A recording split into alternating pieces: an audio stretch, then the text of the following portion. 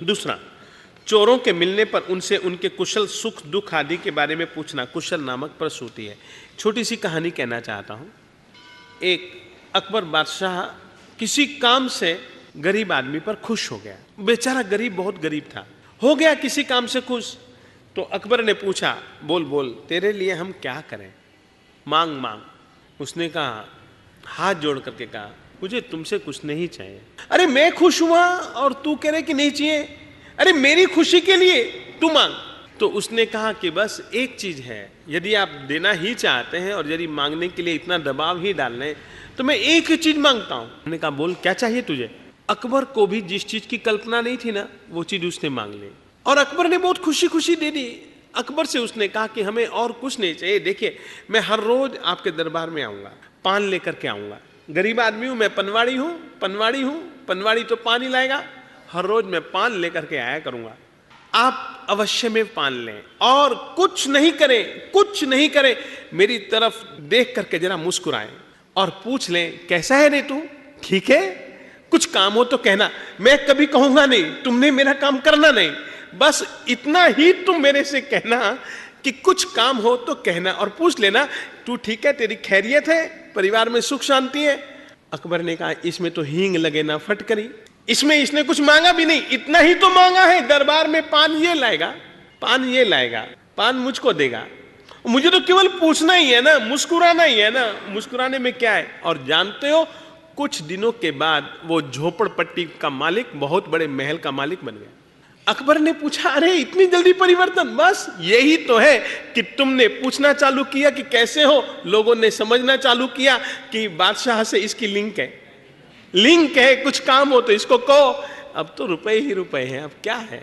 सुख दुख पूछना भी चोर से उसको प्रोत्साहित करना हो जाता। इसीलिए यहां पर इन्होंने लिखा कि इस ढंग से आने जाने वाले चोर उचक्के आदमी को सुख दुख पूछ लेना, कैसा है कैसा नहीं है। उससे क्या लगता है कि सामने वाले आदमी को, बड़ा आदमी यदि पूछता है तो उसको लगता है अरे यार इसके तो पक्ष में ये है, इससे वैर मोल लेना तो वो उससे वैर मोल लेना है।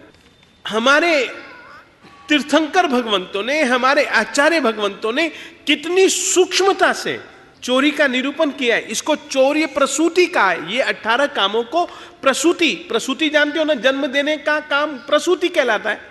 बच्चे को जहां जन्म दिया जाता है प्रसूति घर, चोरी को जन्म देने वाले ये सब काम है। ये 18 प्रकार की चौर्य प्रसूति है, कुशल नाम की प्रसूति है।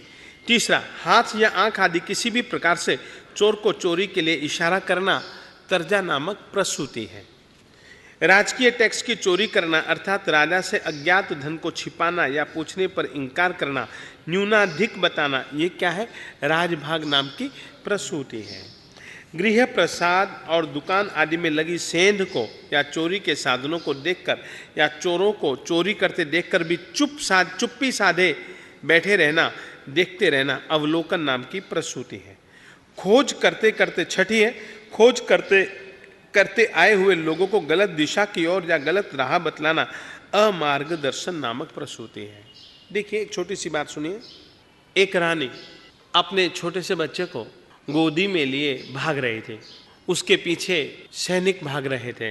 वो रानी भागती भागती आगे आई तो आगे उसको बहुत सारा उड़ता हुआ मिट्टी का ढेर नजर आया, मिट्टी उड़ रही है। तो उसने सोचा कि यहां जरूर आदमियों का टोला है, चलो अब मुझे तो बचना है उन लोगों से। वो गई, उन्होंने पूछा, कहो क्या बात है। उसने कहा, मुझको शरण दो, मेरे बच्चे को शरण दो। ऐसी क्या बात है। अरे पीछे मेरे वो आ रहे हैं सैनिक लोग, मैं राजा की रानी हूं और ऐसे ऐसे हुआ है और मैं भागी हुई अपने प्राण बचाने और अपने बच्चे के प्राण बचाने के लिए आई हूं, तुम लोग शरण दो। देख हम शरण दे सकते हैं, इनकार नहीं करेंगे। पीछे सैनिक आ रहे हैं, याद रहे तुमको। उन्होंने कहा कोई चिंता नहीं, उनको हम लोग निबट लेंगे, मगर एक बात याद रख, हम है कोड़िए, 700 कोड़िए हैं, तुम इसमें आओगी ना तो कोड़ रोग हो सकता है, फिर तुम हमको कोई दोष मत देना। उसने सोचा कोड़ तो कोड़, बचेगा तो सही बच्चा, दो। और उन दोनों को उन्होंने छुपा लिया। वो घोड़सवार आए, घुड़सवारों ने पूछा, क्या यहाँ पर कोई औरत अपनी गोदी में बच्चे को लेकर के भागती हुई तुमने देखी। उन्होंने कहा कि हमें कोई ख्याल नहीं है। ख्याल नहीं है। उन्होंने कहा इतनी देर में कितनी दूर जा सकते हैं, इधर जाए इधर देखे तो कोई दिखता नहीं, इधर देखे तो कोई दिखता, जरूर इसी टोले में है। किसी ने जो उनका नायक उसने कहा जरूर तुम्हारे में, देते हो तो ठीक, नहीं तो हम तुमको खत्म कर देंगे, हम सैनिक हैं, हमारे पास अस्त्र शस्त्र हैं। उन्होंने कहा तुम खत्म करो तो और अच्छा, खत्म करो, यूं ही हम परेशान हैं अपनी जिंदगी से, देखते नहीं हो कौन, यूं ही हम जिंदगी से परेशान हैं, और हमको मार करके तुम्हें मिलेगा क्या, खोजबीन कर लो, यदि हो तो तुम ले जाना। बड़े सैनिक ने छोटे सैनिकों को आदेश दिया कि चलो खोजबीन करो। नायक ने एक बात कही कि खोजबीन कर लो, बड़े प्रेम से कर लो, मगर याद रखना कोढ़ रोग अगर किसी को छू गया ना, फिर हमको दोष मत देना। और वे बेचारे अपने कोढ़ के कारण से जानते हुए भी, समझते हुए भी कि और कहीं गई नहीं है, वो है तो इसी टोले में ही, और इन्होंने इस ढंग से बातचीत की कि वो बेचारे देखना भूल गए, देखना छोड़ करके चले गए आगे।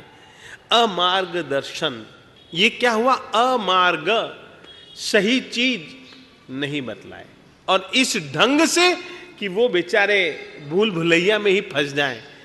इस ढंग से अपन लोगों के यहाँ कोई इनकम टैक्स ऑफिसर आता है तो अपन भूल भुलैया में नहीं डालते, बस यही है और क्या है। खोज करते करते आए हुए लोगों को गलत दिशा की ओर या गलत राह बतलाना अमार्गदर्शन नामक प्रसूति है। चोरों को ठहरने के लिए स्थान देना या सोने के लिए शैया देना शैया नामक प्रसूति है। चोरों के पद चिन्हों को मिटाना पदभंग नामक प्रसूति है। चोर को घर में विश्राम करने के लिए अनुमति देना या छिपाना विश्राम नामक प्रसूति है। प्रणाम आदि क्रियाओं से चोर को सम्मानित करना पादपतन नामक प्रसूति है। बैठने के लिए चोरों को आसन आदि देना आसन नामक प्रसूति है। चोर को छुपाना गोपन नामक प्रसूति है। चोर को पकवान स्वादिष्ट भोजन देना खंड खादन नामक प्रसूति है। चोरों को आवश्यक उपयोगी सामग्री गुप्त रूप से पहुंचाना महाराजिक नामक प्रसूति है। श्रांत चोरों को थकावट आदि दूर करने के लिए गुप्त रूप से तेल आदि उपयोगी सामग्री देना भेजना पाद्यमान नामक प्रसूति है। ठंडी दूर करने के लिए या भोजन आदि पकाने के लिए चोरों को अग्नि आदि देना प्रसूति है। चोर को पीने के लिए शीतल जल या पेय पदार्थ देना ये भी प्रसूति है। और चोरों को चोरी करने के लिए अथवा चोरी कर लाए पशुओं को बांधने के लिए रस्सी आदि देना। देखिएगा पहले पशु इत्यादि की चोरी होती थी, इसलिए ये उदाहरण है। वर्तमान काल में चोरी पशु आदि की नहीं होती है मगर और चीज़ों की होती है, तो उनकी सुरक्षा के लिए अपन लोग कोई भी चीज़ देते हैं तो वह भी एक चोरी प्रसूति मानी जाती है। ये 18 प्रकार के काम चोरी है और चोरी को प्रोत्साहन है। इसी में से प्रसूति यानी कि चोरी की वृत्तियां पनपती हैं। नीति शास्त्रों में चोरों के 7 प्रकार बतलाए हैं। चोरों के 7 प्रकार हैं। स्वयं चोरी करने वाला, दूसरों से चोरी करवाने वाला, चोरी करने की सलाह देने वाला, चोरों के द्वारा की गई चोरी के भेद को जानने वाला, चोरी के माल को लेने वाला, चोरों को भोजन आदि सामग्री देने वाला और चोरों को स्थान आश्रय देने वाला। ये 7 प्रकार के व्यक्ति चोर कहे जाते हैं। मैं मानता हूं लगभग अपन किसी न किसी रीति से चौर्य कर्म में फंसे हुए हैं। अपन किसी न किसी रीति से इन सब को पढ़ने पर अपन लोग मान सकते हैं कि अपन किसी न किसी रीति से चौर्य कार्य में फंसे हुए हैं। ये जानकारी देने का मेरा मतलब इतना ही है कि मालिकों ने इस तरीके से तुम लोगों के लिए अदत्ता दान वीरमन व्रत के संबंध में ये बातें कही हैं। जितना भी हो सके जय ना यत्ना करना आपका कर्तव्य है। जितना भी हो सके इन चोरी से, चोरी के प्रकारों से बचना आपका धर्म है। तो इस तरीके से ये हमने चोरी के संबंध में आप लोगों को मुख्य बातें बतलाई।